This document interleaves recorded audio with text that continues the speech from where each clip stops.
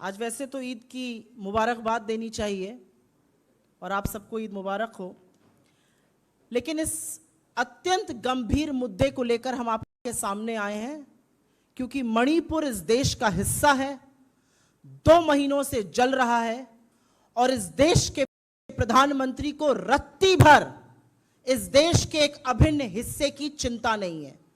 असलियत तो यह है कि नफरत से भरा तानाशाह प्यार से डरता है और प्यार के विरोध में खड़ा है।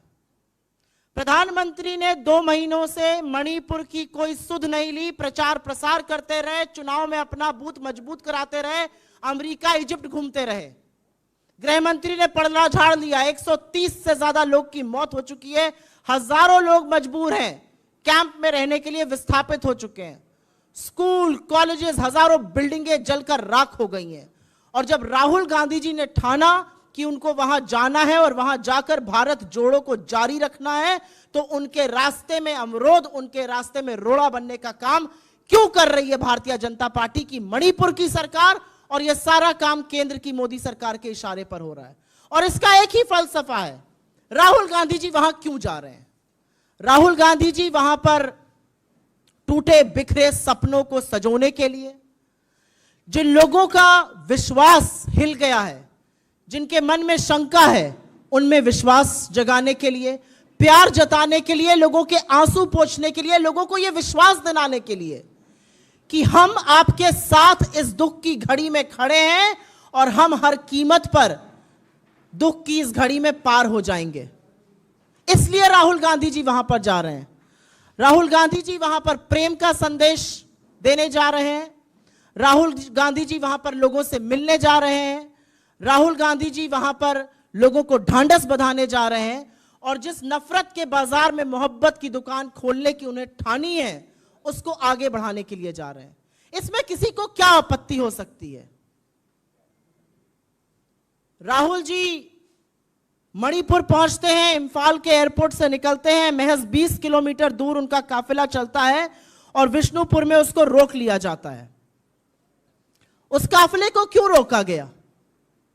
पहले इसी प्रशासन ने कहा आप बाय रोड जा सकते हैं, उस काफिले को रोका जाता है और जिन लोगों में थोड़ी सी आशा और थोड़ी सी उम्मीद जगी थी, तो कोई तो है जो हमारे साथ खड़ा है, वहां लोग आ जाते हैं, वहां गांव के लोग इकट्ठे हो जाते हैं और उन गांव की महिलाओं पर बर्बरता और निरंकुश पुलिस टीयर गैस के गोले दागती है।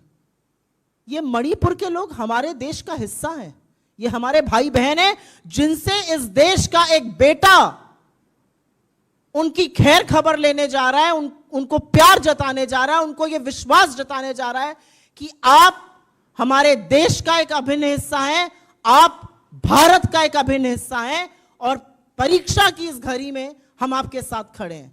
वहां से उनको रोक दिया जाता है और प्रशासन जिसने परमिशन दी थी, ऑब्वियसली उनके पास ऊपर से फोन आता है, उनके पास तानाशाहों का फोन आता है और प्रशासन उनसे कहता है कि नहीं, अब आप ऐसे नहीं जा सकते, अब आप हवाई जहाज से जाइएगा। वो जैसे भी जाएंगे, वो जाएंगे जरूर।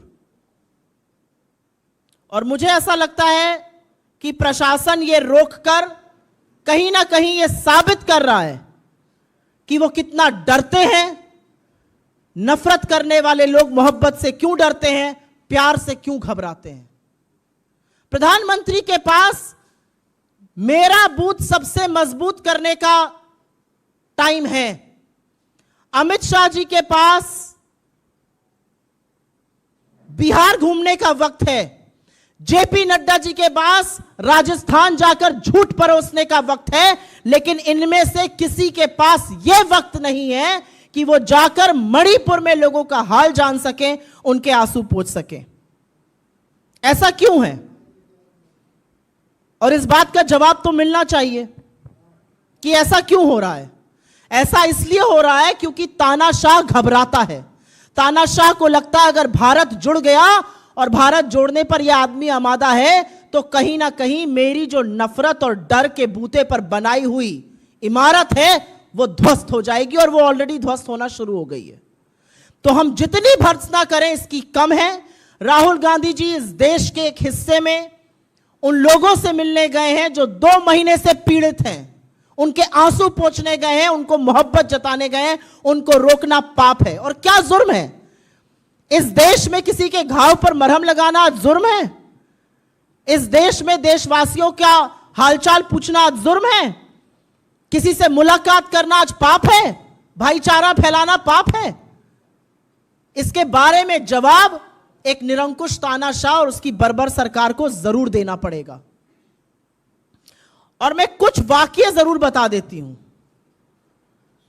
आज 2 महीने हो गए मणिपुर में प्रधानमंत्री के मुंह से हिंसा की भर्त्सना और शांति की अपील नहीं निकली। यह भी सच है कि अमित शाह वहां दौरे पर गए और जब वो वापस आए तो हिंसा और बढ़ी और लोगों की मौतें हुई। तो क्या प्लान क्या है? एक ऑल पार्टी मीटिंग बुलाई जाती है जिसमें प्रधानमंत्री ही नहीं है। उस मीटिंग में जो एकमात्र रिप्रेजेंटेटिव मणिपुर